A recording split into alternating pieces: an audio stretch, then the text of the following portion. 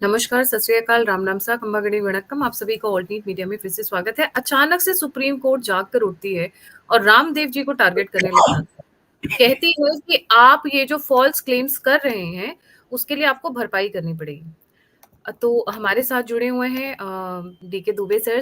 सभी जितने भी राष्ट्रवादी हैं, सभी दुबे सर को बहुत अच्छे से जानते हैं।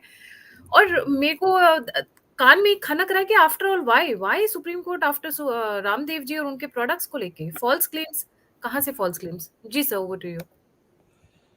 नहीं, देखिए, ये फॉल्स क्लेम एक प्रोपोगंडा लगता है। आज बाबा रामदेव जी ने उसके बाद एक प्रेस कॉन्फ्रेंस की और उस कॉन्फ्रेंस में उन्होंने पूरे विश्व की साइंटिफिक जो एलोपैथी है उसको चैलेंज कर दिया।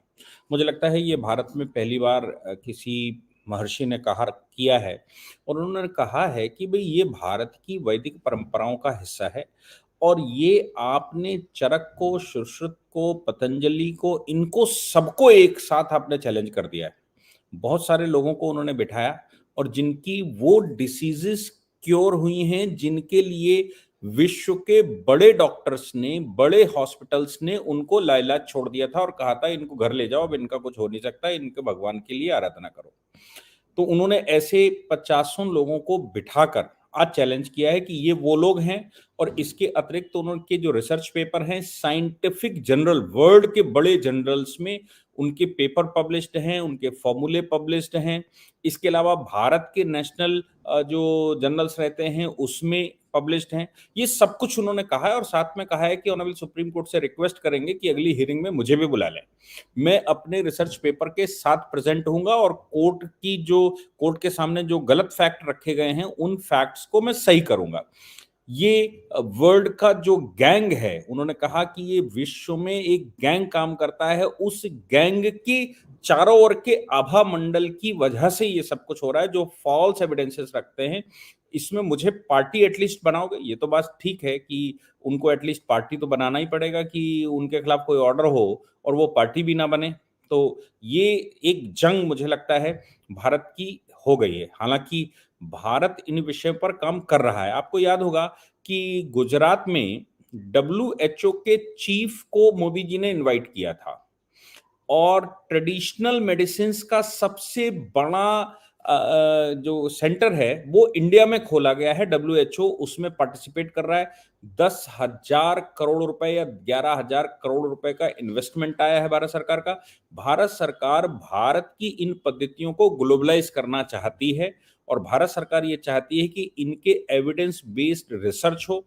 ट्रेडिशनल मेडिसिन नाम रखा गया, अगर उसको आयुर्वेद कह देते तो शायद ये IMA गैंग या जो जो वो कह रहे हैं कि विश्व के जो बड़े ये मेडिकल फार्मास्यूटिकल इंडस्ट्री वाले हैं ये उनके पीछे पड़ जाते हैं और सरकार को भी दबाव में लाते हैं, WHO को दबाव में लाते हैं।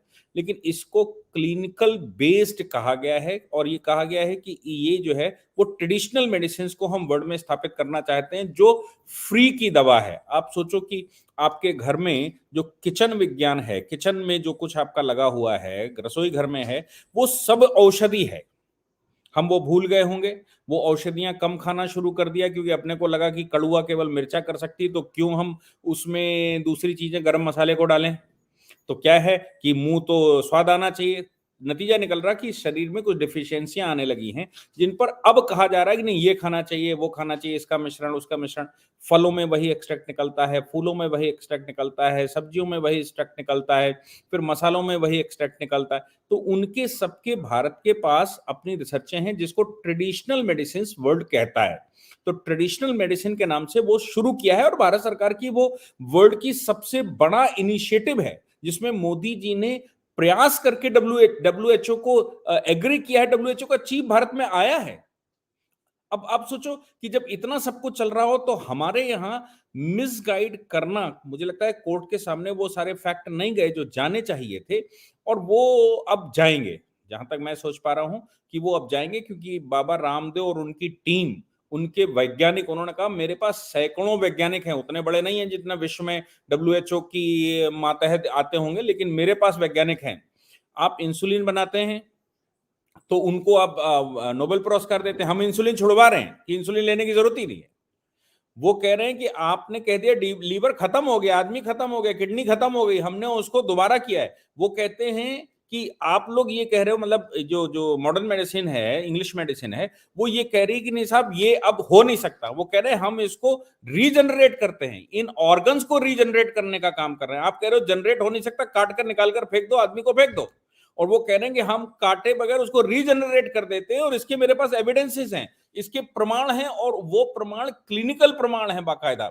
मतलब जो जो भाषा समझ में आती है विश्व को, जो भाषा फार्मास्यूटिकल की समझ में, उन्होंने कहा उस भाषा में मेरे पास, उस भाषा से मतलब कि उसके क्लिनिकल ट्रायल हुए होंगे, उसकी लेबोरेटरी टेस्ट हुए होंगे, उन लेबोरेटरी टेस्ट के बाद उसका इलाज शुरू हुआ होगा, उसके बाद वो क्योर हुआ होगा, फिर से टेस्ट होने शुरू हुए होंगे, उसकी प्रोग्रेस रिपोर्ट बनी होगी। तो वो कह रहे हैं इसके एविडेंसेस मेरे पास हैं, जो आपके बड़े बड़े हॉस्पिटल, विश्व के जो टॉप के हॉस्पिटल हैं, मना कर देते हैं, उनको मैं क्योर कर रहा हूं, और उसके मेरे पास एविडेंसेस हैं। और ऐसे हजारों लोग हैं, एक दो नहीं, हजारों लोग हैं जो जिसको पतंजलि सही कर रहा है।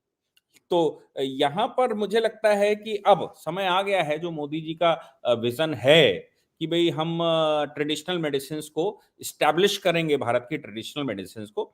वो ट्रेडिशनल मेडिसिन हैं क्या? ये ट्रेडिशनल मेडिसिन ही तो आयुर्वेद है ना। और मजे की बात यह है कि आयुर्वेद तो भारत का एक उपवेद है, भारत का एक उपवेद है।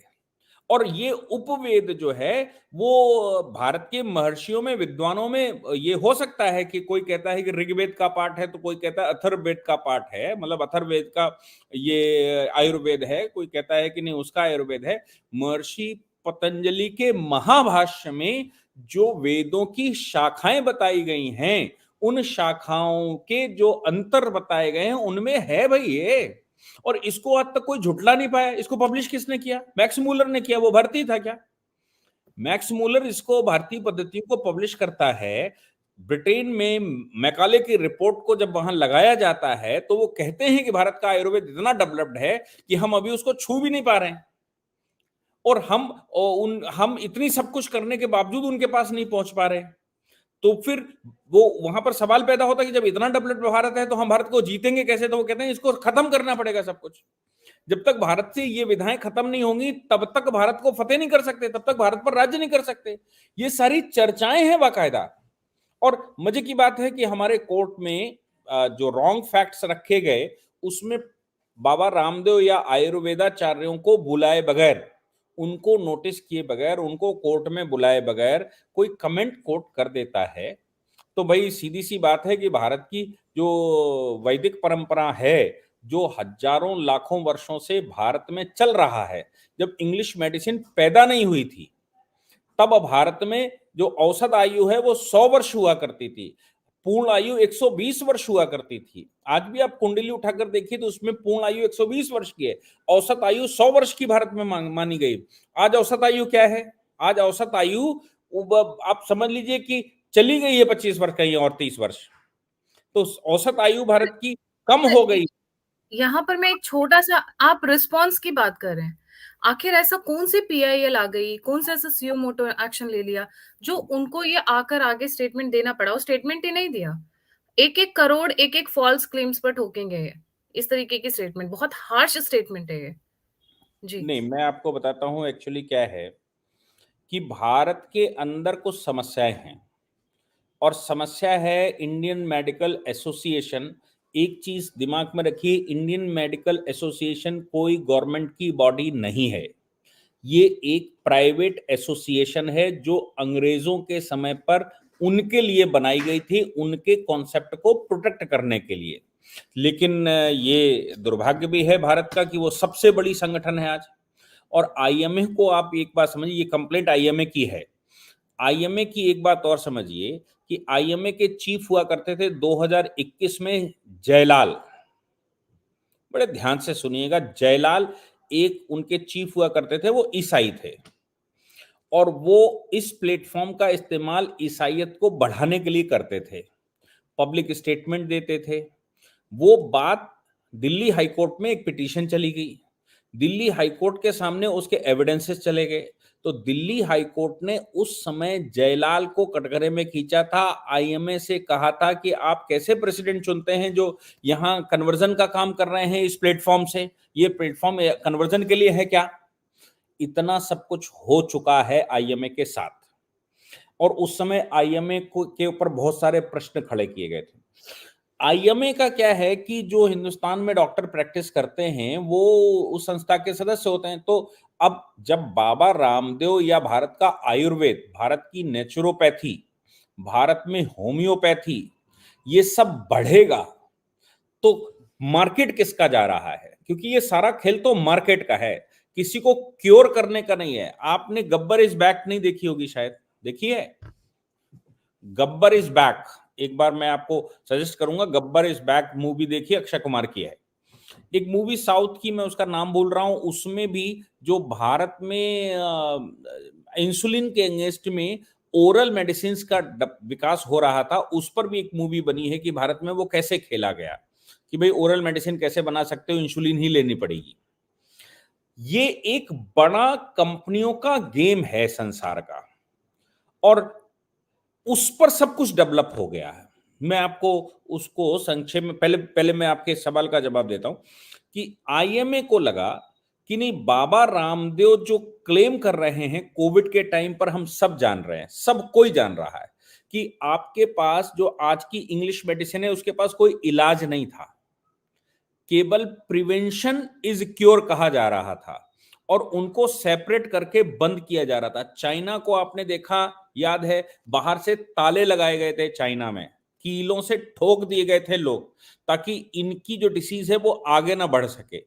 इंग्लिश मेडिसिन या इंग्लिश टेक्नोलॉजी का जो सबसे बड़ा पहलू है वो ये है कि आज से 300-400 वर्ष पहले वो नस काटते थे, और नस काटकर ब्लड निकाल देते थे, क्योंकि उनके पास कोई इलाज नहीं हुआ करता था, तो कहते थे दूषित ब्लड निकल जाएगा तो जो नया ब्लड बनेगा तो सही हो जाएगा। ये उनका इलाज हुआ करता था।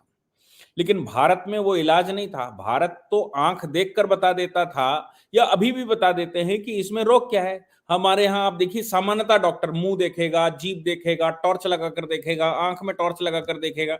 ये वो इससे अंदाजा लगाता है कि इस इंग्लिश मेडिसिन की प्रैक्टिस करने वाला भी यही देखता है कि सरकमस्टांस क्या है, सिम्टम क्या है। वो सिम्टम देखकर बता देता है कि ये इसकी बीमारी है और उसका इलाज करना शुरू कर देता है।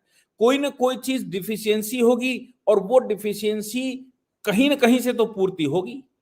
विटामिन की डिफिशियंसी है, कुछ हार्मोन्स की डिफिशियंसी है, तो वो हो सकता है हर्ब्स में हो, वो हो सकता है फलों में हो, वो हो सकता है सब्जियों में हो, तो वो तो कहीं ना कहीं है।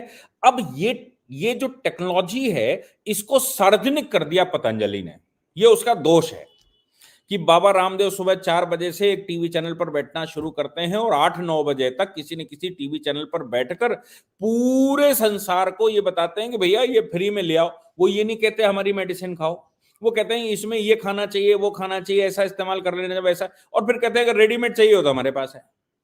वो ये तो कहते नहीं है कि आप हमारी खाइए, वो कहते हैं भाई ये खाइए, आपको रेडीमेड नहीं ला सकते तो ये खाइए। क्या बुराई कर दी उन्होंने? उन्होंने कोई प्रोडक्ट बेचने की बात नहीं करी, जबरदस्ती आपको किसी को खिला नहीं रहे, वो तो पूरी उसकी रेसिपी बता रहे हैं और सार्वजनिक कर रहे हैं कि भाई ये चीजें ऐसे ऐसे, फिर वो पत्ती दिखाते हैं, वो उसका गुण दिखाते हैं, उसका रस दिखाते हैं, फिर उसको बनाकर भी दिखाते हैं कि भाई अगर आप बना सकते हैं तो ऐसे बना लीजिए। तो इससे क्या है कि जो मार्केट है ना फार्मास्यूटिकल की, वो मार्केट डैमेज हो रही है। आपको बता दूं कि विश्व में सबसे बड़ा बड़ा फार्मा सप्लायर कभी जर्मनी हुआ करता था, कोविड से पहले, क्योंकि उनकी फार्मा इंडस्ट्री पूरे विश्व को मेडिसिन सप्लाई करती थी। मोदी जी फील्ड में आए और कोविड हुआ, तो मोदी जी ने कोविड की मेडिसिन पूरे विश्व को भेजी, और उसके साथ साथ हमारी फार्मा की जो इंडस्ट्री भारत की थी वो मेडिसिन भेजी गई, वो फ्री में भेजी गई। लेकिन मार्केट तो बन गई, फ्री में भेजी तो क्या हुआ? हमारी कंपनी ने किसी विदेशी कंपनी को सप्लाई किया, सरकार टू सरकार डील हुई, तो सरकार तो ऐसा तो नहीं कि अमेरिका में जाएगी तो राष्ट्रपति भवन में इकट्ठी हो जाएगी, वो वहां किसी न किसी के पास जाएगी। नतीजा ये निकला कि जो फार्मा इंडस्ट्री है वो भी जर्मनी से हमने वो तमगा छीन लिया, और आज हम विश्व के सबसे बड़े फार्मा एक्सपोर्टर हैं। लेकिन मार्केट तो आज भी विश्व में सबसे बड़ी भारत है। सब चीज के लिए, क्योंकि पॉपुलेशन तो हमारे पास है, आज विश्व की सबसे बड़ी पॉपुलेशन हमारे पास है, इसलिए मार्केट हमारी है। तो हम यहां पर जो फार्मा बना रहे हैं वो विश्व के किसी भी कोने में बेचेंगे जाके। 8 अरब में से 1.5 अरब हमारे पास है, 1.5 अरब चाइना के पास है। तो 1.5 और 1.5 3 निकाल दीजिए, बाकी बचे 5। 5 अरब में वो सब हैं, ठीक है। और फिर नॉर्थ ईस्ट के देश हैं, हमारे अगल बगल के भी देश हैं जो हमसे प्रभावित रहते हैं। तो ऐसे 1 अरब उसमें से भी आ जाते हैं जो हमसे सीधा प्रभावित रहते हैं। तो 4 अरब निकाल दिए, अब बचे 4 अरब। 4 अरब में पूरे विश्व की इंडस्ट्री सेट करनी है। तो हो सकती है क्या? भारत वो मार्केट है जहां कुछ भी आप बता दीजिए। विक्स कहीं बैन होगी, भारत में लगा दीजिए। आयोडीन कहीं बैन होगी, आयोडेक्स कहीं बैन होगी, भारत में लगा दीजिए। डिस्प्रिन कहीं बैन होगी, भारत में लगा। भारत में मर्जी हो वो बेच दो, सब बिक जाता है, क्योंकि भारत के लोगों को उसका ज्यादा अनुभव नहीं है और हमारे यहाँ व्यक्ति की कीमत थोड़ी कम है। तो इस वजह से भारत बड़ी इंडस्ट्री है और बाबा रामदेव ने भारत छोड़ दो विश्व की सारी इंडस्ट्री को सबको समझा दिया है कि भाई आप बगल में जाइए, ये सिंघाड़े का आटा ले आइए, इसको चाट लीजिए। आप चले जाइए, फलानी पत्ती ले आइए, इसको काट लीजिए। तो फिर ये फार्मा इंडस्ट्री तो कहीं चली गई। आईएमए उसका प्रोटेक्शन करता है। आईएमए ने उस बात की पिटीशन और अभी कोर्ट में डाल दी और ये कहा कि कोविड को लेकर बाबा रामदेव ने जो स्टेटमेंट दिया है कि कोविड के दौरान हॉस्पिटलों में लोग मर रहे थे, इंग्लिश मेडिसिन खाकर मर रहे थे, हमने बचाया। हमारी मेडिसिन खाइए, आप कोरोनिल खाइए और आप इससे आराम ले लीजिए और हम बता रहे हैं वो क्या करना है। आपको याद होगा कि गवर्नमेंट के हॉस्पिटल भी उस समय जो कोविड सेंटर बने थे वो भी काढ़ा पिला रहे थे। सभी कोविड सेंटरों में विश्व भर में काढ़ा पिलाया जा रहा था। और काढ़ा क्या है? इंग्लिश मेडिसिन है क्या? काढ़ा तो आयुर्वेद ही है हमारा। तो कर सब वही रहे थे, लेकिन साहब मार्केट डैमेज हो रही है, इसलिए आईएमए सुप्रीम कोर्ट चला गया। ऑनरेबल जस्टिस रमना की अदालत हुआ करती थी। ऑनरेबल जस्टिस रमना ने यह कहा उस समय जो वर्डिक्ट दी थी, उन्होंने कहा कि बाबा रामदेव जी आपसे मैं बहुत प्रभावित हूं, मैं उनका सम्मान करता हूं। ये उनके शब्द थे कि मैं उनका सम्मान करता हूं और सम्मान करने के साथ साथ उनका जो पूरा सेंटर चलता है उसको मैं अच्छा मानता हूं। योग के लिए उन्होंने पूरे विश्व के लिए जो काम किया उसको सराहना करता हूं।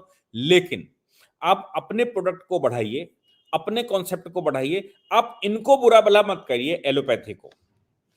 ये ऑनरेबल जस्टिस रमना ने कहा था कि आप एलोपैथिक को बुरा भला मत करिए, अपने आप को बढ़ाइए, अपना प्रचार करिए, मर्जी हो वो करें। तो उससे बाबा रामदेव के ऊपर कोई फर्क नहीं पड़ा, क्योंकि भाई ठीक है, उनका उनके लिए नहीं कहेंगे, लेकिन जो सत्य है लोग तो कहेंगे। लोग तो आके कहते हैं हमने इतने दिन इलाज किया और ऐसा हुआ। तमाम डॉक्टर बाबा रामदेव के कार्यक्रम में आकर कहते हैं कि साहब हम डॉक्टर हैं लेकिन हमने आपका इलाज करवाया और ऐसे ऐसे सही हो गए। तो वो बात तो फिर वहीं की वहीं आ गई, उसका तो कोई परिणाम नहीं निकला। फिर से सुप्रीम कोर्ट गए और आज ऑनरेबल कोर्ट में 2 जजों की बेंच बैठी, उसमें फिर से उन्होंने वही बात रख दी और उसमें रखते हुए उन्होंने साफ तौर पर कहा कि साहब ये तो फिर से वहीं के वहीं आ गए, अब ये समस्या खड़ी कर रहे हैं। कोर्ट में जब ये बात गई तो ऑनरेबल कोर्ट ने फिर से कमेंट कर दिया और अब की बार ऑनरेबल कोर्ट ने कहा देखिए ये जो कुछ भी आप कर रहे हैं ये ठीक नहीं है। अगर आपने भ्रामक प्रचार किया तो फिर हम आपके ऊपर 1-1 करोड़ रुपए की पेनल्टी आपके हर एक काम के लिए करेंगे। और वर्डिक्ट देने वाले जो स्टेटमेंट, ओरल स्टेटमेंट देने वाले हैं, वो हैं ऑनरेबल जस्टिस एहसानुद्दीन अमानुल्लाह और दूसरे जज हैं honourable justice Prashant Kumar Mishra. Senior जज जो हैं एहसानुद्दीन अमानुल्लाह साहब हैं। उन्होंने ओरल कमेंट कर दिया कि भाई ये जो आप भ्रम फैला रहे हो, भ्रामक चीजें बता रहे हो, मैं ये सही कर देता हूं, मैं वो सही कर देता हूं, मॉडर्न मेडिसिन के खिलाफ मैं ऐसा कर देता हूं, वैसा कर देता हूं, ये उनका स्टेटमेंट है। ये सब कुछ गलत है और ये आप अगर दोबारा करेंगे तो फिर ये हो जाएगा। ये कोर्ट ने उस समय कह दिया और इंस्ट्रक्शन जारी कर दिए केंद्र सरकार के लिए। केंद्र सरकार से उन्होंने कहा कि ये सब कुछ भ्रामक स्टेटमेंट ना आए, इसके लिए आप कोई उपचार करिए, इसके लिए कोई तरीका ढूंढिए, इसके लिए ये करिए, इसके लिए वो करिए। और साथ में कहा कि बाबा रामदेव को समझाइए कि वो ऐसा स्टेटमेंट ना दें। अच्छा, मजे की बात है कि ओरली कोर्ट ने ये भी कह दिया कि दोबारा इस तरह के स्टेटमेंट सुनने नहीं चाहिए और आप इस पर कोई पब्लिक मीटिंग नहीं करेंगे, ये पब्लिक में आप हमें क्रिटिसाइज करना या मतलब ऐसा कुछ कहा। बाबा रामदेव ने को लगा होगा कि अगर ये सब कुछ रास्ते बंद ही कर दिए हैं तो मरता क्या ना करता। उन्होंने पब्लिक में छोड़ दिए, पत्रकार वार्ता बुलाई और पत्रकार वार्ता में उन्होंने सीधा सीधा कह दिया कि भाई देखो, मैं तो चैलेंज लेने को तैयार हूं और पूरे विश्व के जो फार्मास्यूटिकल इंडस्ट्री है उसको आप बुला लीजिए, उनके जो चीफ साइंटिस्ट हो उनको बुला लीजिए और हमारे साइंटिस्टों को सामने सामने करवा लीजिए, उनके रिसर्च पेपर उठा लीजिए, हमारे रिसर्च पेपर, हमारे क्लिनिकल टेस्ट, उनके क्लिनिकल टेस्ट। भाई ये तो तरीके हैं कि आपके पास रिसर्च पेपर हो, आपके पास वैज्ञानिक हो, वैज्ञानिकों का क्लिनिकल टेस्ट हो, उनके पास अनुमति हो, भारत सरकार से अनुमति ली गई हो, जो हमारे यहाँ का प्रोसीजर है वो अडॉप्ट किया गया हो, सब कुछ तो अडॉप्ट किया है ना। इसके बाद कोरोनिल भी भारत सरकार ने ये अप्रूव की थी। पहले उन्होंने कहा था मेडिकल काउंसिल ने कि नहीं आप ये नहीं कर सकते, वो नहीं कर सकते, एवे नहीं कर सकते, तो उन्होंने उसके रिसर्च पेपर लगा दिए। रिसर्च पेपर लगाने के बाद उनको कहना पड़ा कि नहीं भाई ठीक है। तो क्या है कि आईएमए चूंकि मॉडर्न मेडिसिन का संरक्षक है, यानी कि इंग्लिश मेडिसिन का संरक्षक है, और आईएमए अब जो जो जो जो एमबीबीएस की डिग्रियां हो रही हैं, एमडी की डिग्री हो रही, तमाम जो सिस्टम डेवलप्ड है, ये पूरे सिस्टम को झटका लग रहा है, पूरे सिस्टम को। तो ये तो इंडस्ट्री फेल हो रही है, फार्मा इंडस्ट्री फेल हो रही है, इक्विपमेंट बनाने वाली इंडस्ट्री फेल हो रही है, और इसके पीछे जो जो पूरा उन्होंने मेडिकल साइंस डेवलप कर दी है, पूरी एक फील्ड है जो संसार की सबसे महंगी और अनएवॉइडेबल। कोई भी बीमार पड़ता तो ये इसको अवॉइड ही नहीं किया जा सकता, चलो कल करवा लेंगे, जिसकी किडनी फेल हुई वो क्या अवॉइड करेगा। अब जो पैसे मांगे वो दिए जाते हैं, खेत बेच के पैसे देता है, नहीं होते हैं तो तमाम तरह का करता है, लेकिन कुल मिलाकर वो करता है। तो ये तो अनअवॉइडेबल फील्ड हो गई। अनअवॉइडेबल फील्ड को इतना बड़ा झटका लगा होगा कि परिणाम ये निकला कि आईएमए सुप्रीम कोर्ट चला गया और सुप्रीम कोर्ट ने टिप्पणी कर दी। मुझे लगता है कि ये हमारे लिए एक अपॉर्चुनिटी है, भारत की जो फिलॉसफी है उसके लिए अपॉर्चुनिटी है। आप देखिए, दोपहर में मैंने बाबा रामदेव के इस मतलब सुप्रीम कोर्ट के इस निर्णय को यूट्यूब पर बोल दिया कि भाई ये भारतीय मेडिसिन ये है और उनकी मेडिसिन ये है।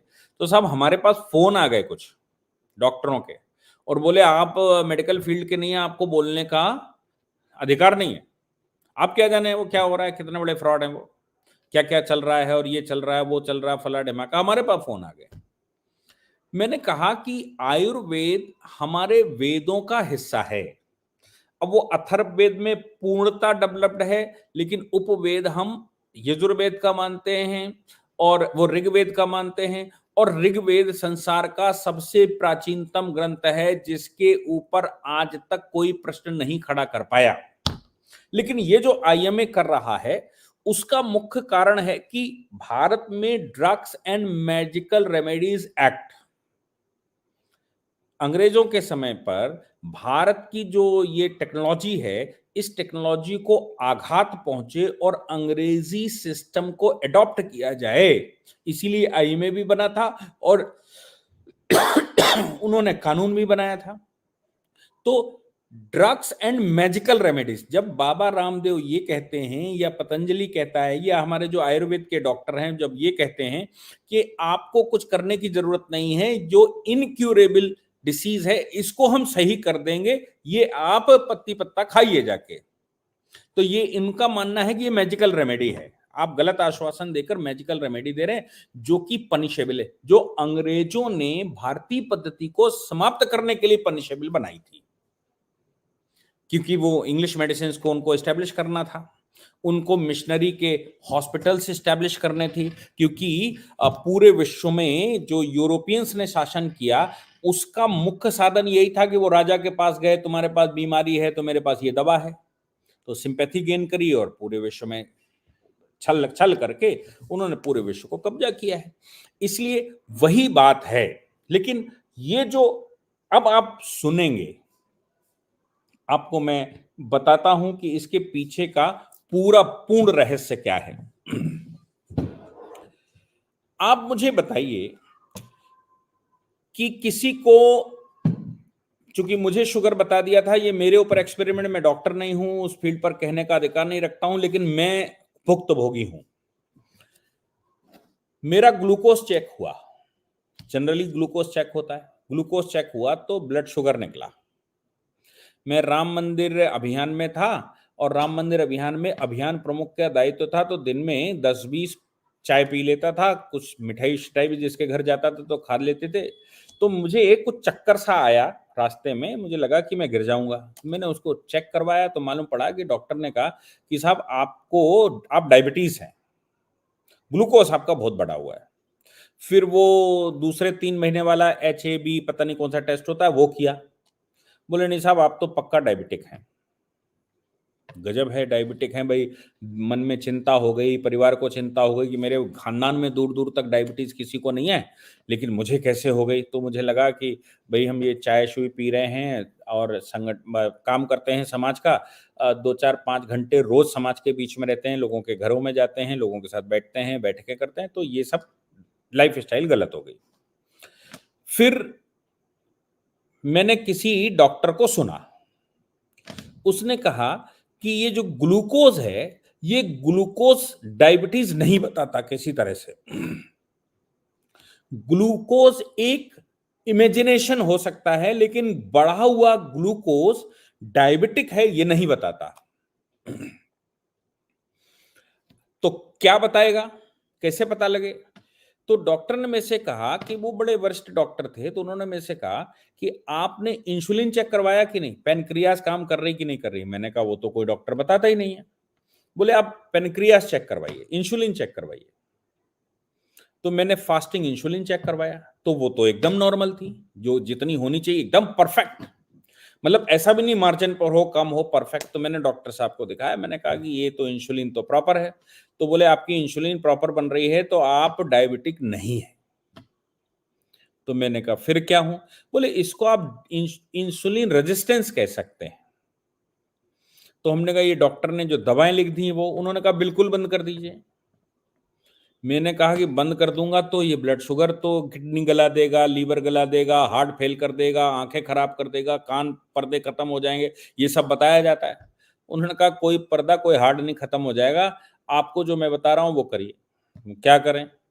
तो उन्होंने कहा कि आप लाइफ स्टाइल बदल दीजिए, शुगर लेना खत्म कर दीजिए, वॉकिंग बढ़ा दीजिए, थोड़ा फिजिकल एक्सरसाइज बढ़ा दीजिए, और जो उन्होंने कुछ चीजें बताई कि ये चूरन शूरन खा लीजिए तो ठीक हो जाएगा।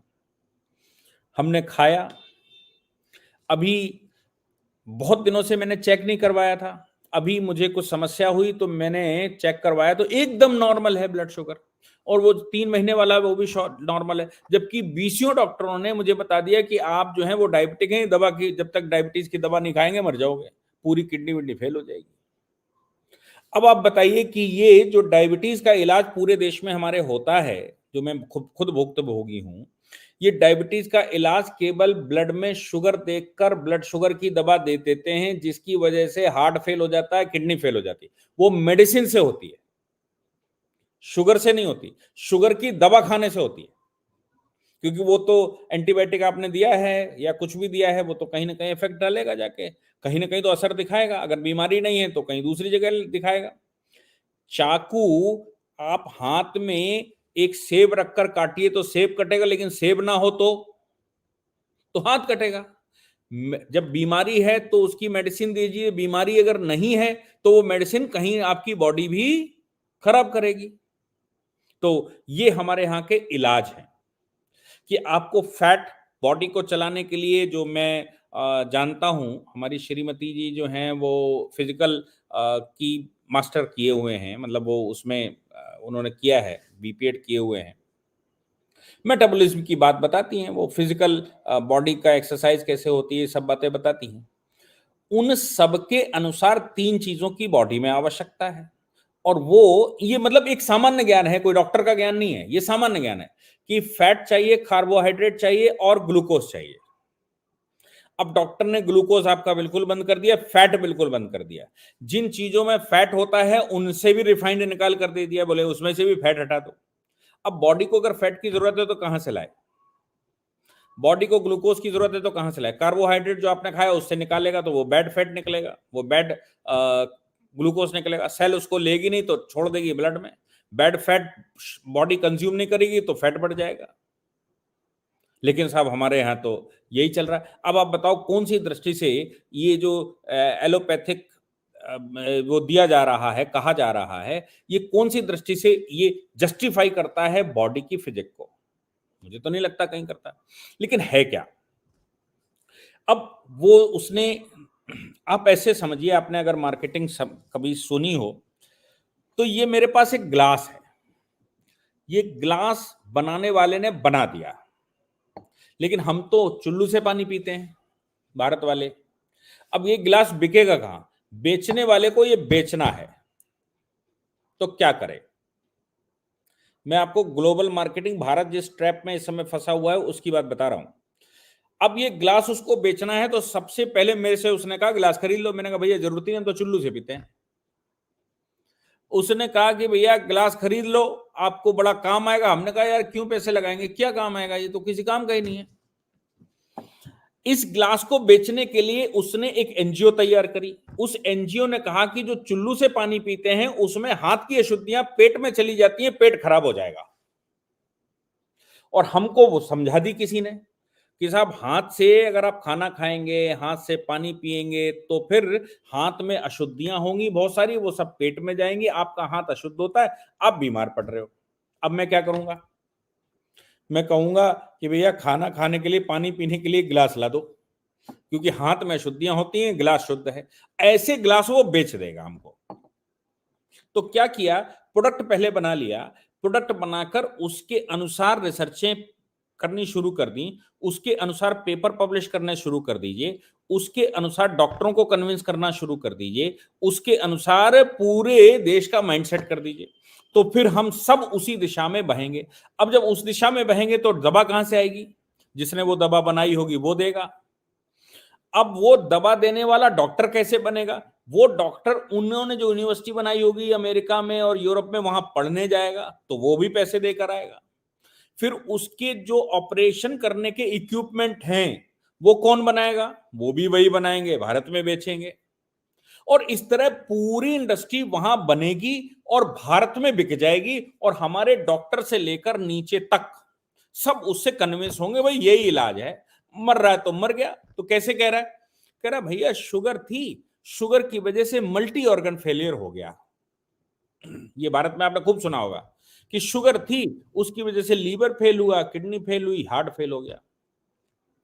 अब मजे की बात यह कि इंसुलिन उसकी प्रॉपर बन रही थी, शुगर उसको थी नहीं, उसको इंसुलिन रेजिस्टेंस था। जिसकी मेडिसिन उसने दी तो उसने किडनी को खा गया, तो मेडिसिन खा गई बॉडी को, और कहा यह कि शुगर की वजह से मर गया। और शुगर की वजह, शुगर को खत्म करने के लिए मेडिसिन दी थी, तो जब मेडिसिन काम ही नहीं करी तो मेडिसिन ने मार और दिया। ऐसी आज की तारीख में मॉडर्न रिसर्चें कह रही हैं। लेकिन ये बात मैं नहीं क्लेम कर सकता कि वाकई में सच्चाई क्या है, लेकिन मैं ये जरूर कह सकता हूं कि जब उनकी दवाएं बिक गई तो नई नई बीमारियां, नई नई दवाएं इजाद करेंगे। दवा खाने के बाद उसका साइड इफेक्ट होगा तो उसकी दवा तैयार होगी, उसका साइड इफेक्ट होगा तो उसकी दवा तैयार होगी, उसकी वजह से किडनी फेल होगी तो उसके ऑपरेशन की व्यवस्था होगी, उसकी डायलिसिस की व्यवस्था होगी। ये सब वो बेच देंगे हमको, क्योंकि एक चीज ने मेरी पूरी बॉडी को खराब कर दिया, और उसका कारण था wrong researches, wrong information given by some papers, और बाकायदा पब्लिश करके एक इकोसिस्टम बना दिया। चलिए ये भी हो गया। अब हम लोग समझने लगे, मतलब जनता को समझ में आ गया कि ये तो साहब सब गड़बड़ है, और बाबा रामदेव जैसे लोग तैयार हो गए और उन्होंने कहा कि हम इसको, इस मिथक को तोड़कर ये भारतीय मिथक को, भारतीय चीजों को एस्टेब्लिश कर देंगे। तो इकोसिस्टम यहां तक सेट है कि कोर्ट में केस करना, बाबा रामदेव को पॉलिटिकली फंसाना। बाबा रामदेव जैसे लोगों को, आपको याद है कि पतंजलि के ऊपर छापे डलवाए थे कांग्रेस ने, जी और बिल्कुल। 9 इंस्पेक्टर पहुंच गए थे पतंजलि के इंस्टीट्यूट में, और तमाम तरह के वो ले आए थे सैंपल्स। कुछ निकला नहीं, कभी कहा गया इसमें मछली पड़ी हुई है, तो कभी कहा गया इसमें वो तितली पड़ी हुई है कि उसमें सांप डाला जाता है, ऐसी बातें हो रही थी उस समय। कुछ मिला नहीं। फिर बाबा रामदेव जी अनशन पर बैठ गए तो उनको वहां महिलाओं के कपड़े पहन कर निकलना पड़ा।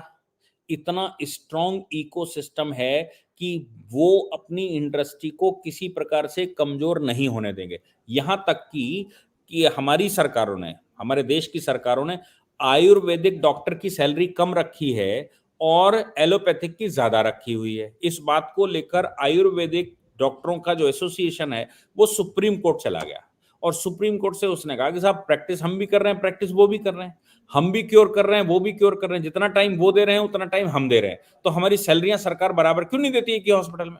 सुप्रीम कोर्ट ने कह दिया कि you can not compare with the allopathic, आप एलोपैथिक डॉक्टर से अपने आप को कंपेयर नहीं कर सकते। कुल मिलाकर बात ये थी कि तुम तो पागल टाइप लोग हो, तुम कहां एलोपैथिक डॉक्टरों के बराबर आ जाओगे, उनके बराबर सैलरियां कैसे ले लोगे। 2 बार वो रिजेक्ट हुई। अब उसका नेक्स्ट एक्सटेंशन ये है कि बाबा रामदेव ने जो चारों ओर ये फिजा फैलाई है, उनको सुप्रीम कोर्ट अगर ये कह दे कि नहीं साहब तुम सब भ्रम फैला रहे हो, सत्यता इसमें है ही नहीं, तो आप सोचो कि मार्केटिंग पर कितना असर पड़ेगा। मॉडर्न मेडिसिन का जो जो संसार में जो उनका मार्केट है उस पर कितना फर्क पड़ेगा। अब इसके आगे की बात समझिए, ये तो हो गया वो जो पुराना था। अब भारत में लड़का लड़की और लड़की लड़का बनाने की प्रावधान आ रहे हैं। उसके लिए सुप्रीम कोर्ट में पिटीशनें गई, उसके लिए LGBTQ+ निकला, उसके लिए पूरे देश में हंगामा हुआ। ये आपको पता अंदाजा भी है कि LGBTQ एसोसिएशन और ये सब चल क्यों रहा। क्या LGBTQ पहले नहीं होते थे? होते थे, समाज में किसी कोने में होंगे, लेकिन ये कोई ऐसा तो नहीं था, जनरलाइज था। तो इसको सिस्टमेटिक तरीके से NGO बना बनाकर इसको एस्टेब्लिश किया गया। एस्टेब्लिश करने के बाद अब इनके लिए प्रोडक्ट बनाए जाएंगे, अलग तरह के डायपर हों, अलग तरह की टॉयलेट हों, अलग तरह की मेडिसिन हों, अलग तरह की कुर्सियां हों। तो ये बनाएगा कौन? बनाने वाला तो पीछे से सेट कर रहा है ना, तो मार्केट उसने डिमांड क्रिएट करवा दी। अब जो आप मेडिसिन सीख गए वो जनरलाइज हो गई, भारत में यूनिवर्सिटी खुल गई, भारत में मेडिकल कॉलेज खुल गए, भारत में इक्विपमेंट बनने लगे, भारत में सब कुछ होने लगा। तो जो वहां से रिसर्चें करवा रहे थे दुनिया भर की फंडिंग करके, उनका तो व्यापार ही बंद हो जाएगा। तो उन्होंने कहा यार जनरलाइज हो गया, अब नया काम शुरू करते हैं। क्या कि भाई एक रिसर्च आई है कि कोई व्यक्ति अगर लड़का लड़की बनना चाहे तो वो बन सकता है, मॉडर्न साइंस उसको लड़के को लड़की बना देगा, और लड़की अगर कुछ दिन लड़का बनना चाहे तो वो मॉडर्न साइंस उसको लड़का कुछ दिन के लिए बना देगा। ये रिसर्चें आनी शुरू हो गई हैं। इसके लिए एक इंडस्ट्री डेवलप होना शुरू हो गया है। इसके लिए वहां इक्विपमेंट बनाने शुरू कर दिए हैं, प्रिजर्वेशन के लिए प्रिजर्वेशन सेंटर बनाने शुरू कर दिए हैं, हार्मोन्स चेंज करने के लिए मेडिसिन बनाने शुरू कर दिए। अब ये जनरलाइज हो गया कि भाई कुछ दिन लड़का लड़की बनकर रह सकता है। बोले भाई जीवन में एक ही जीवन है, एक ही जीवन में जन्म लिया है, लेकिन लड़का लड़की बनकर कुछ रहे तो थोड़ा सा ठीक रहेगा। तो वो डॉक्टर के पास गया। अब डॉक्टर से कहता है कि साहब हमें लड़की बना दीजिए। तो अब चूंकि नया प्रोडक्ट है, नया फार्मूला है, तो लाखों करोड़ों रुपए लगेंगे। तो वो लड़के को लड़की बनाने के लिए करोड़ों रुपया लेकर उसको हार्मोन्स देगा, हार्मोन्स चेंज करेगा, कुछ जेंडर चेंज करने की बात करेगा। बन गई भाई, लड़की हो गई। वो आनंद उसने ले लिया लड़की का 5 साल। 5 साल में उसने कहा यार ये तो ठीक नहीं है, चलो फिर से लड़का बन जाते हैं। तो फिर लड़का बनने के लिए उसी डॉक्टर के पास गया, तो उस डॉक्टर ने उसको फिर से करोड़ों रुपया लिया और लड़का बना दिया। अब हुआ क्या, लड़का लड़का ही बन गया, लेकिन करोड़ों रुपया बाप दादे का वो डॉक्टर को दे आया। अब इस इंडस्ट्री को बढ़ाओ तो वो लोकल सेंटर खोलेंगे आपके यहाँ, हमारे यहाँ। लोकल सेंटर कैसे खुलेगा? कोई हॉस्पिटल खुलेगा, कोई नर्सिंग होम खुलेगा। नर्सिंग होम के लिए इक्विपमेंट कहां से आएंगे? जिसने बनाया वो, जो लड़का लड़की बना रहा है, कॉन्सेप्ट निकाला, वो बनाएगा। अब ये जो इक्विपमेंट बनाकर दे दिए, इसके डॉक्टर कैसे तैयार होंगे? तो फिर वो उनकी यूनिवर्सिटी में पढ़ने जाना पड़ेगा हमको, करोड़ों रुपया देकर हम वहां डॉक्टर तैयार करवाएंगे, फिर वो डॉक्टर वहां से तैयार होकर यहाँ आ जाएगा। फिर उसकी मेडिसिन कौन देगा? तो वो वहां उसने जिसने रिसर्च करी है वो मेडिसिन भी देगा।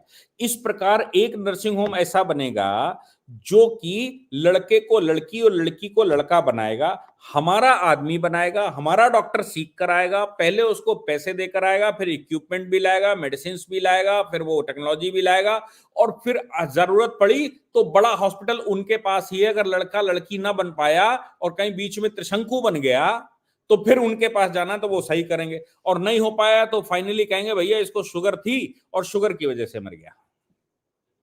सर सिजेरियन, इसको कैसे भूल जाएंगे, इसे ये भी याद रखें। मतलब 90% जंप है सी सेक्शन डिलीवरीज में बच्चों के आज के डेट में, जबरदस्ती के। मैं तो आपको कह रहा हूं ना, मेरे बेटे का क्या हुआ कि मेरी वाइफ प्रेगनेंसी के दौरान एक सरकारी अस्पताल में दिखा रही थी, और बड़ा अस्पताल, राम मनोहर लोहिया दिल्ली का बड़ा अस्पताल है जिसमें पूरे विश्व लेवल का ट्रीटमेंट होता है।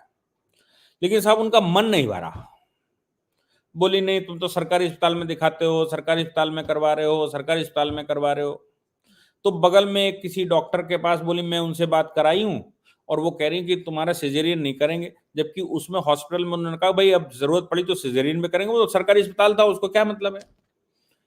तो बगल वाली ने कहा मैं श्योर करती हूं कि तुम्हारा सिजेरियन नहीं करना पड़ेगा। तो हमारी श्रीमती जी बोली भाई सिजेरियन नहीं करेगा वो, और उसी से करवाना है।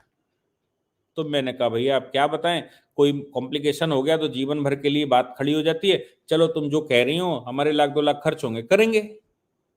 हमने हॉस्पिटल में एडमिट करवा दिया, डॉक्टर ने कहा सिजेरियन की कोई आवश्यकता नहीं है। मेरी माँ हॉस्पिटल में रुकी। रात को जब लेबर पेन हो रहा था तो मेरी माँ ये कह रही थी कि अब इसकी डिलीवरी 1 घंटे में हो जाएगी, क्योंकि मेरी माँ, मेरे घर में मेरे भाइयों के बच्चे हैं, मेरे चाचा के बच्चे, सब मेरी माँ ही उनका संरक्षक रही, उनके सामने सबकी डिलीवरी। तो ऐसी 20 डिलीवरियां परिवार में हुई जिनका अनुभव मेरी माँ के पास। रात को वो नर्स आई और उसने कहा कि भाई बात तो ठीक है कि डिलीवरी हो जाएगी। फिर थोड़ी देर बाद वो आती है, डॉक्टर को फोन करती है, और डॉक्टर के फोन करने के बाद वो लौट कर आती है और कहती है कि डॉक्टर साहब ने एक इंजेक्शन देने के लिए आपको बोला है। फिर वो धीरे से कहती है कि इंजेक्शन लगाए दे रही हूं, आप भी सो जाओ मैं भी सो जाती हूं। दोनों सो गए। सुबह उठे तो डॉक्टर आई कि अरे पेन नहीं हो रहा, कि नहीं तो डॉक्टर साहब इंजेक्शन लगा दिए थे, उसके बाद पेन नहीं, वो उसने दूसरा इंजेक्शन लगाया तो पेन शुरू हो गया। पेन शुरू हो गया तो बोले ले चलो ओटी। अब मैंने डॉक्टर से कहा, वो फॉर्म निकाल कर लाएगी सिजेरियन करना पड़े, मैंने डॉक्टर से कहा कि मैंने आपने तो कहा था कि ऐसा कर नहीं करना। बोली नहीं नहीं जरूरत पड़ेगी तो करेंगे। फिर तो वो डिलीवरी रूम में क्या होगा, मेरी वाइफ चलेगी अंदर। वो कहती है कि पहले से ओटी पूरी तैयार थी, कोई प्रयास ही नहीं हुआ नॉर्मल डिलीवरी का। वो सब चाकू छोरे लेकर तैयार बैठे थे और उन्होंने वो इंजेक्शन लगाए और इंजेक्शन लगाकर सीधा ऑपरेशन किया, कोई प्रयास नहीं। क्योंकि आजकल वो सुलाने वाला चक्कर रहा नहीं है, तो वो उतने हिस्से को सुन करके वो एनेस्थीसिया देते हैं, उतने हिस्से को सुन करके कर देते हैं। ऑपरेशन कर दिया बात करते करते। बाहर निकल के आई तो मैंने कहा, बोले ऑपरेशन करना पड़ा, डॉक्टर बोली वो ये फंस गया था, वो हो गया था फला। मेरी वाइफ कह रही कि मैंने साक्षात देखा, उसने कोई कोई काम ही नहीं किया, वो सीधे जाकर उसने ऑपरेशन किया। क्योंकि अंदर जब घुसे तो डॉक्टर के आने से पहले वो सब तैयार बैठे थे जो उसके जूनियर डॉक्टर थे, और वो कह रहे थे बस थोड़ी देर रुक जाओ, बस अभी करे देना, आपको कोई पेन नहीं होगा, आपको पता भी नहीं लगेगा। अब आप बताइए कि इसको क्या कहा जाए। सिर्फ एक 10-20-30 हजार रुपए ज्यादा लेने के लिए ये सब कुछ हुआ होगा, लेकिन उसने ऑपरेशन कर दिया। ये भारत में ये चल रहा है, और बाबा रामदेव जैसे लोग इस ग्लोबल मार्केटिंग एजेंसियों को, जो इक्विपमेंट बना रहे हैं, जो मेडिसिन बना रहे हैं, जो इंजेक्शन बना रहे हैं, वो उनको समाप्त करने का श्रेय अगर किसी को दिया जाएगा तो वो बाबा रामदेव को होगा। अब इसमें लाखों करोड़ों लोग रोजगार में लगे हुए हैं, ये सब बेरोजगार हो जाएंगे तो बाबा का क्या करेंगे ये लोग, सोचो। योगा से ऑलरेडी उन्होंने डिप्रेशन कम करना शुरू कर दिया है across the world. Weight gain करना, वेट लूज करना, डिप्रेशन हो गया, मूड एंजाइटी हो गई, इससे तो बहुत अभी वेस्ट में देखिए ना योगा कितना चल रहा है। बट सर एक बहुत छोटा सा एग्जांपल मैं भी अपनी तरफ से देना चाहूंगी। बचपन में जब कई बार दांत दर्द होता था या कुछ हल्का सा भी हो तो मम्मी एक ही कहती थी, वो नमक से ब्रश कर लो, नमक और सरसों का तेल मिलाकर ब्रश कर लो, ब्रश लगाकर, या नीम की दातुन कर लो। और फिर आया वो नमक नहीं डालते हैं, कौन डालता है नमक? फिर सुनने में आया कि आपके कोयले में आपके दंत मंजन में नमक है क्या? कोलगेट वालों का। ये ये हाँ, कोलगेट का था पहले, दंत मंजन में नमक नहीं डालते हैं, फिर नमक का है क्या, ये मतलब ये मार्केटिंग के विभिन्न तरीके इस्तेमाल करते हैं वो। कुल बट मिलाकर वो allopathy has actually been able to beat Ayurveda for the same reason, क्योंकि उनके पीछे ग्लोबल फोर्सेस खड़ी हैं, मार्केटिंग बहुत अच्छी है, ऊपर से लेके नीचे तक लोगों को खरीद लेते हैं। नहीं तो बताइए आज सुप्रीम कोर्ट को ये स्टेटमेंट देने की क्या जरूरत थी? This was just out of the way. False claims तो कितने लोग कर रहे हैं, ब्यूटी प्रोडक्ट्स नहीं बोलते, फेयर एंड लवली कितना पीछे मतलब सर मैं क्या बोलूं, फेयर एंड लवली ने जो जो मार्केटिंग की है गोरे होने की, अगर अगर फॉल्स क्लेम्स की बात करें तो ले आइए, यहाँ वहां पर तो कोई प्रूफ नहीं है, यहाँ पे तो फिर भी बहुत आपको एशियन प्रूफ्स मिल जाएंगे। नहीं, दिस इज बात बात सुप्रीम कोर्ट की, मैं चूंकि कोर्ट का ही व्यक्ति हूं, इसलिए कोर्ट के सामने जो फैक्ट रखे जाते हैं, उनके सामने जो आभा मंडल बना दिया गया होगा, जो उनके सामने एविडेंसेस फाइल तैयार कर दी गई होगी, उस पर ही कोर्ट रहता है। कोर्ट आउट ऑफ वे नहीं जाता। तो जो उसके पास आया होगा, जिस संदर्भ में आया होगा, उस संदर्भ में उसने स्टेटमेंट दे दिया। लेकिन बात यह है कि बाबा रामदेव को कॉल करना चाहिए था और पतंजलि को पार्टी बनाना चाहिए था उनके खिलाफ ऑर्डर करने से पहले। तो अब उन्होंने शायद नोटिस किया है और अगली तारीख पर इन्होंने चैलेंज भी किया है कि आप हमको बुलाइए, हम इसको करेंगे, हम आपको बताएंगे, हमारा पक्ष सुनिए तो कम से कम, तब कोई स्टेटमेंट दीजिए। नहीं तो क्या है, जो उनका इकोसिस्टम है, उसने पूरे विश्व में, दोपहर से वो गाना गा रहे हैं, पूरे वर्ल्ड में चल गया है, पूरी वर्ल्ड मीडिया में चला है कि बाबा रामदेव के फॉर्मूलों को लेकर भारत में ही सुप्रीम कोर्ट ने उनको फटकार लगाई कि वो रॉन्ग इंफॉर्मेशन दे रहे हैं, रॉन्गली क्योर कर रहे हैं डिसीजेस को। तो ये मतलब तो बात है, पूरे, खांसी आने पे घर में काढ़ा सभी पीते हैं, हो सकता है मिलॉर्ड साहब भी पीते हो घर में क्योंकि वो भी आयुर्वेद का ही है सर। लेकिन जी। आप सोचिए कि मार्केट, मतलब किसी प्रोडक्ट को बेचने के लिए क्या क्या करना पड़ता है। एक चीज छोटी सी मैं आपको बताऊंगा। हमारे यहाँ ज्वाइंट फैमिली का कॉन्सेप्ट था हमेशा से। अब उन्होंने बना लिया एक टेलीविजन। तो टेलीविजन उन्होंने कहा भाई हम बेचेंगे। तो चलिए भाई, हमारा पूरा परिवार मिलकर एक टेलीविजन ले आया, क्योंकि रामायण सीरियल चल रहा था जिस समय ये टेलीविजन वाला चल रहा था, वर्ल्ड कप और रामायण उस समय चल रहा था। तो लोग रामायण के चक्कर में ले आए कि भैया ले आओ एक। उन्होंने कहा भाई जो हमने बनाए थे वो तो सब बिक गए, अब और बनेंगे वो कहाँ बिकेंगे। तो परिवार में एक टीवी है बहुत है। तो जब तक परिवार को तोड़ा नहीं जाएगा तब तक दूसरा टीवी बिक नहीं सकता। अब परिवार टूटेगा कैसे? तो परिवार तोड़ने के लिए जेंडर इक्वेलिटी की बात करो, परिवार तोड़ने के लिए फैमिली की, न्यूक्लियर फैमिली की बात करो, परिवार तोड़ने के लिए सबके समान अधिकारों की चर्चा करवाओ, परिवार तोड़ने के लिए बड़ा भाई जो निर्णय लेता है उसको नीचा दिखाओ, बेईमान बताओ, परिवार तोड़ने के लिए फिल्में बनाओ, परिवार तोड़ने के लिए एनजीओ कुछ रिसर्चें पब्लिश करें, कानून बनाओ कि सबके फंडामेंटल राइट 18 वर्ष के बाद बराबर हैं, बाप तय नहीं करेगा कि लड़के की और लड़की की शादी कहां होगी और कैसे होगी। ये सब रिसर्च वर्क आप देश भर में फैला दीजिए तो यूथ उसको गास्प करेगा और वो अपनी आवाज उठाएगा, एज पर लॉ मैं 18 का हो गया हूं, तुम्हारा कोई अधिकार नहीं बचा। बाप कहने के होगे लेकिन तुम्हारा कोई अधिकार नहीं बचा। मां कहने की हो लेकिन मेरे ऊपर अधिकार नहीं। मेरे मेरे पास 18 वर्ष के बाद फंडामेंटल राइट है, मैं चाहूं तो शादी करूं, नहीं चाहूं तो नहीं करूं, तुम कुछ नहीं कर सकते। मैं चाहूं तो लड़का बनूं, चाहूं तो लड़की बनूं, तुम्हारा क्या, मैं 18 का हो चुका हूं।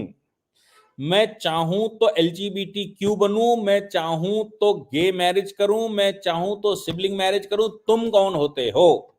अब ये रिसर्च पूरे देश में फैला दीजिए तो क्या होना शुरू होगा? परिवार टूटना शुरू हो जाएगा।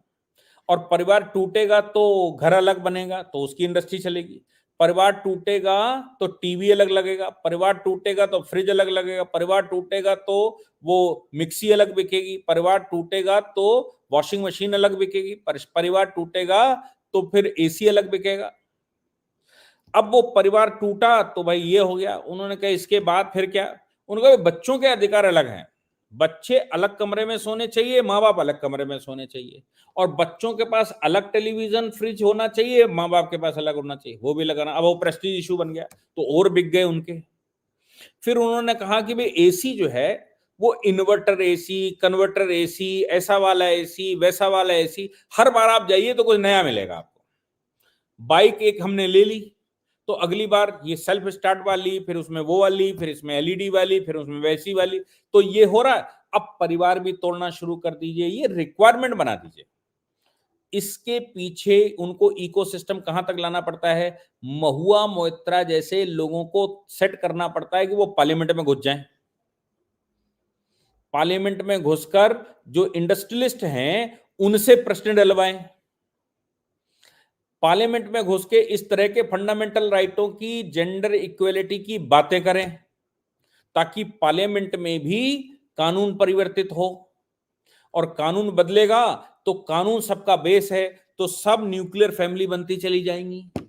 न्यूक्लियर फैमिली जितनी बनेगी उतना प्रोडक्ट बिकता चला जाएगा, जितनी रिक्वायरमेंट बढ़ेगी उतना प्रोडक्ट बढ़ेगा। तो रिक्वायरमेंट बढ़ाइए, जो प्रोडक्ट बना लिया, फ्रिज बिके कैसे, टीवी बिके कैसे, और बाइक बिके कैसे, कार बिके कैसे, उनके तमाम तरह के वो फॉर्मूले लगाने के लिए वो जो अपने हिसाब से बेचते हैं वो तो बेचते ही हैं लालच, लेकिन आपकी मजबूरी बना देते हैं कि आपको अलग घर चाहिए, अलग पंखा चाहिए, अलग कमरा चाहिए, अलग फ्रिज चाहिए, अलग टीवी चाहिए, उनका प्रोडक्ट बिकता है। इसके सबके कॉपीराइट किसके पास है? क्या भारतीयों के पास है क्या? ये जो एनजीओ वहां से भेजकर एनजीओ को तमाम फंडिंग करते हैं, इससे इनको क्या लाभ हो जाता है भाई? क्या लैटिन अमेरिका में गरीबी नहीं है? क्या अफ्रीका में गरीबी नहीं है? भारत में ही गरीबी सब दिखाई दे रही है उनको, क्योंकि वहां इतनी पॉपुलेशन नहीं है, वहां प्रोडक्ट नहीं बिकता। भारत में पॉपुलेशन है तो यह प्रोडक्ट भी बिकेगा, तो यहां सब जितना उनका वो ज्ञान है ना, वो सब भारत में लगवा देंगे, और भारत में ज्ञान लगाकर भारत को तोड़कर और सब प्रोडक्ट यहीं पर बेचेंगे, कॉपीराइट सब उनके पास। तो यहां मैन्युफैक्चरिंग यूनिट लगाएंगे, भारत में इन्वेस्टमेंट लेकर आएंगे, मैन्युफैक्चरिंग यूनिट लगाएंगे, फिर भारत में उसको बेचेंगे और प्रॉफिट लेकर चले जाएंगे। हमारा व्यक्ति उनका फ्रिज भी खरीदेगा और हमारा व्यक्ति उनकी नौकरी भी करेगा, बनाएगा भी हमारा ही व्यक्ति, बनाएगा हमारा व्यक्ति, करेगा हमारा व्यक्ति, बेचेगा हमारा व्यक्ति, प्रॉफिट वो लेके चले जाएंगे। जो प्रॉफिट जाएगा वो यहां फंडिंग में आएगा, वो फंडिंग एनजीओ को दी जाएंगी। एनजीओ इस तरह का आभा मंडल तैयार कर देंगे कि आपकी डिमांड बढ़ जाए। भारत इससे बहुत बड़े स्तर पर पीड़ित है, जिसका ये इलस्ट्रेशन बाबा रामदेव के ऊपर जिस प्रकार का प्रहार हो रहा है वो उसका उत्कृष्ट इलस्ट्रेशन है जो दिख रहा है। तो इसके पीछे की गणित बहुत बड़ी है, इसके पीछे गणित इतनी छोटी नहीं है कि बाबा रामदेव गलत कर रहे हैं, सही कर रहे हैं, वो तो गणित तो बहुत बड़ी है ना। पीछे से पूरी फार्मा इंडस्ट्री लगी हुई है, फार्मा इंडस्ट्री खत्म हो जाएगी अगर बाबा स्टैब्लिश हो गए तो, इसलिए सब कुछ चल रहा है। लेकिन बाबा जी की भी भाई मैं मानूंगा कि वो सही मायने में आज के महर्षि हैं। उन्होंने चैलेंज कर दिया है पूरे विश्व को और कहा है कि मैं फांसी पर चढ़ने को तैयार हूं अगर मुझको झूठा साबित कर दो तो। ये स्टेटमेंट है बाबा जी के आज, मैं फांसी पर चढ़ने को तैयार हूं, आप मुझे डेथ पेनल्टी दे दीजिए अगर मैं झूठ बोल रहा हूं, अगर मैं गलत भ्रामक प्रचार कर रहा हूं। मेरे पास क्लिनिकल एविडेंसेस हैं, मेरे पास लेबोरेटरी के एविडेंसेस हैं, और हमने बाकायदा कोई भी मेडिसिन देने से पहले रिसर्च पेपर वर्ल्ड की टॉप मैगजीनों में जो मेडिसिन की हैं उसमें पब्लिश किया है। तो आप सोच लीजिए कि कितना बड़ा खेल भारत के साथ खेल दिया इन लोगों ने।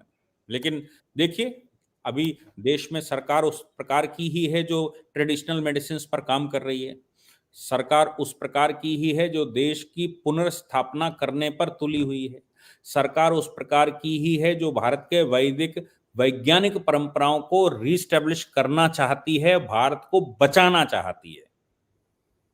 क्या परिणाम होगा, लेकिन ये जो द्वंद्व है वो कुछ दिन तो चलेगा, क्या होगा वो तो भविष्य बताएगा। जी। जाते जाते एक एग्जाम्पल और दूंगी। गौमूत्र कहते थे हमें कि राष्ट्रवादियों को गौमूत्र के नाम से बहुत चिढ़ाया जाता है, और गौमूत्र पे 5 पेटेंट्स यूएस की कंपनी ने की है। Intellectual property rights, patents. तो कल को जब वो दवाई बनाएंगे, जब वो कॉस्मेटिक्स बनाएंगे या वो कुछ भी बनाएंगे, उसका जो पैसा है वो लोग कमाएंगे। इसलिए वो 5 पेटेंट्स। हमें हमें बेवकूफ गौमूत्र गौमूत्र के नाम पर हमें हमारा मजाक उड़ाया जाता है, और वही चीज वो पेटेंट्स कर रहे हैं। हल्दी को, बासमती राइस को, नीम को, आप एग्जाम्पल ले लीजिए, बहुत सारे हैं, अनगिनत हैं। हमें बेवकूफ बनाकर हमेशा लूटने का हमेशा इतिहास रहा है। बट इसके साथ वही है कि sir, the only place where India has failed, I would say overall, is हमने अपनी कभी अपनी अच्छे से मार्केटिंग नहीं की। हम अपने आप को अच्छे से प्रेजेंट नहीं करते हैं। हमें लगता है कि हम अंदर से अच्छे हैं, हमारे पास सब्सटेंस है, तो नहीं। जब खिचड़ी खिचड़ी कहते हैं ना बीमारों का खाना है, जब खिचड़ी कोई अच्छे से कटोरी में, एक अच्छे से बर्तन में लाया जाता है और ऊपर से हल्का सा घी डाल दिया जाता है, तो कितनी अच्छी लगती है। वही खिचड़ी अगर एक कुकर में पड़ी हुई उबली हुई सी दिखे, तो वही खिचड़ी बीमारों वाली लगती है। दोनों में बहुत अंतर हो जाता है। कभी कभी वो एकदम ही, क्या बोलते हैं, one of the best foods हो जाता है, और कभी कभी एकदम ही बीमारों वाला हो जाता है। तो प्रेजेंट करने का तरीका बहुत मैटर करता है, और इसमें ये मार्केटिंग कंपनीज बहुत आगे हैं। 40% of the money spent by the pharma companies, आप अभी गूगल कर लीजिएगा, इज स्पेंट ऑन मार्केटिंग। ये जो आपके जो क्लिनिक्स में आते हैं, जो इनके फार्मा के जो रिप्रेजेंटेटिव्स आते हैं, उनको डॉक्टर्स को पैसे देना, फॉरेन ट्रिप्स पे जाना, this is all part of their marketing strategy. 40%, इतना वो रिसर्च पे नहीं खर्च करते हैं। Research is somewhere about, I think 10-12% है बस। और मैं फैक्ट्स बता रही हूँ, क्योंकि एक टाइम पे जब ये कोरोना वैक्सीन की कंपैरिजन हो रही थी, तो उस वक्त मैंने बहुत डिटेल स्टडी किया था। 40% मायने रखता है of the entire budget, sir. So नहीं नहीं, नाइस। आप मैं अभी एक आपको बताता हूँ, मेरी माँ बीमार थी, 15 दिन पहले की बात है। तो एक एंटीबायोटिक डॉक्टर लगा रहे थे, वो इंजेक्शन 1,000 रुपए का था। तो डॉक्टर लगा रहे थे, बाई चांस हम उनको घर ले आए, और डॉक्टर के हॉस्पिटल से उनका ही मेडिकल स्टोर था, उसमें से लाते थे, वो हम ला नहीं पाए वहाँ से। तो मैंने कानपुर में मेडिकल जो इंडस्ट्री है, मतलब मार्केट है, वहाँ भेजा, थोक की मार्केट। तो साहब उस नाम की कोई दवाई नहीं मिली, मतलब उस कंपनी नाम की कोई कंपनी नहीं बनी। गजब है। मेरे कुछ कुछ डॉक्टर मतलब कुछ मेडिकल स्टोर वाले फ्रेंड्स हैं, हमने उनसे कहा, तो उन्होंने कहा सर यही फॉर्मूला हम आपको 100 रुपए में दे देंगे और अच्छी कंपनी दे देंगे। Generic medicine. अच्छी मेडिसिन नहीं, टॉप की कंपनी की। तो 100 रुपए का वही इंजेक्शन अच्छी कंपनी का उन्होंने हमको ला कर दिया, फॉर्मूला वही था, और वो 1,000 रुपए का लगा रहा था। और जिस कंपनी का नाम उस इंजेक्शन पर लिखा था, वो कंपनी कहीं मार्केट में मिली नहीं। और ये जो 100 रुपए वाला प्रोडक्ट है, इसमें भी मार्जिन होगा, इसमें भी कमाया होगा, इसमें भी मार्केटिंग हुई होगी, सब कुछ हुआ होगा। तो ये भी 40-50, आपके अनुसार अगर 40% खर्च करते हैं तो 60 रुपए का तैयार हुआ होगा, 40% बीच में गया होगा, तो 60 रुपए का इंजेक्शन 1,000 रुपए का डॉक्टर लगा रहा था। इमेजिन। और उसके हॉस्पिटल में जो मेडिकल स्टोर था, उसमें ही मिलना था, संसार में कहीं मिला ही नहीं वो, मतलब पूरे कानपुर शहर को ढूंढ लिया, कहीं मिला नहीं वो इंजेक्शन। जी। अब thank you so much sir, it was a wonderful talk. देखते हैं आगे आने वाले समय में क्या होता है। योगी क्या बोलते हैं, रामदेव जी ने अपनी तरफ से तो बैटिंग कर दी है, अब आगे चल के देखते हैं कि नेक्स्ट स्टेप क्या होगा सुप्रीम कोर्ट का। Thank you so much for joining. जाने से पहले सर का चैनल है, मैं उसका लिंक जो है वो डिस्क्रिप्शन बॉक्स में डाल दूंगी। सर का चैनल को भी please don't forget to like, subscribe and share. और don't forget to like, subscribe and share the alternate media. अगर आप कंट्रीब्यूट करना चाहते हैं, फीडबैक देना चाहते हैं, जुड़ना चाहते हैं, तो सभी लिंक्स डिस्क्रिप्शन बॉक्स में। इसी के साथ जय हिंद, जय श्री राम, हर हर महादेव। Thank you sir.